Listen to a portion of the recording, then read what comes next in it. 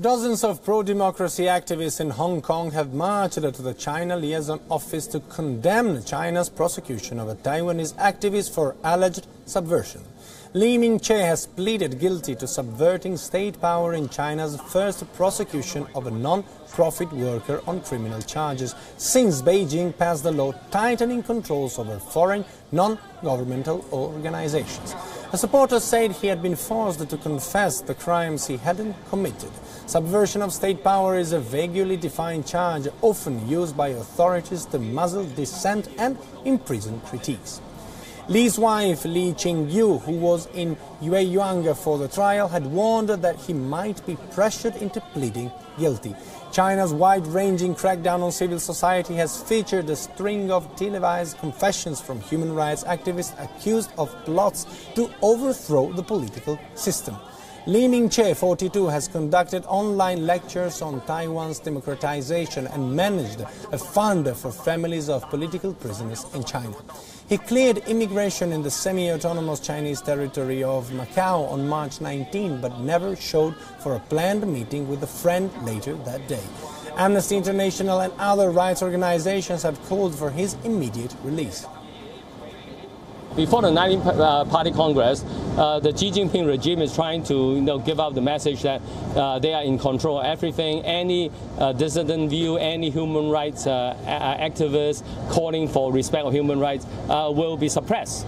And that, I think that is the message of Xi Jinping. And no matter where you come from Taiwan, from Hong Kong, from outside of China, anywhere, they will use an iron fist against anyone that supports Chinese human rights activists. Yeah, it's actually dangerous to all people who are concerned about human rights because, when they talk about national security, anything that border the regime not really have any impact at all on security, they will frame it as national security.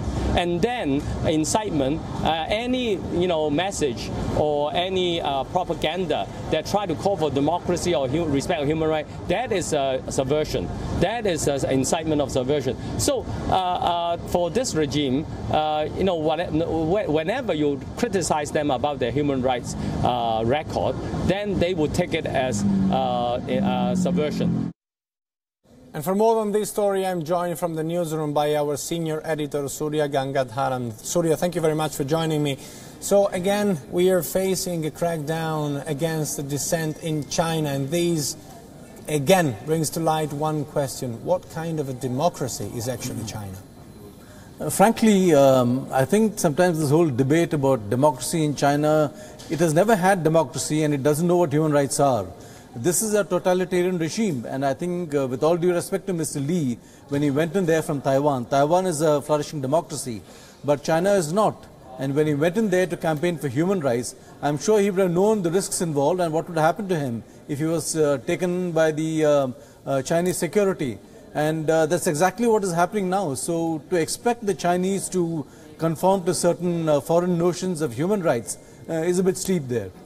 And we understand that the basis on which everything is built in this case is national security. What kind of concept is national security? Isn't it too vague for a country to use this to convict or to force the disappearance of any dissident?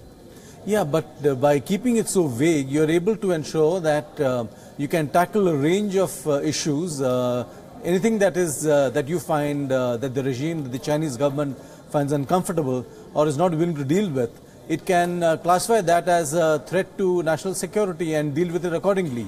So in that sense, a very draconian legislation, which is vague enough at the same time, provides a lot of convenience for China's rulers.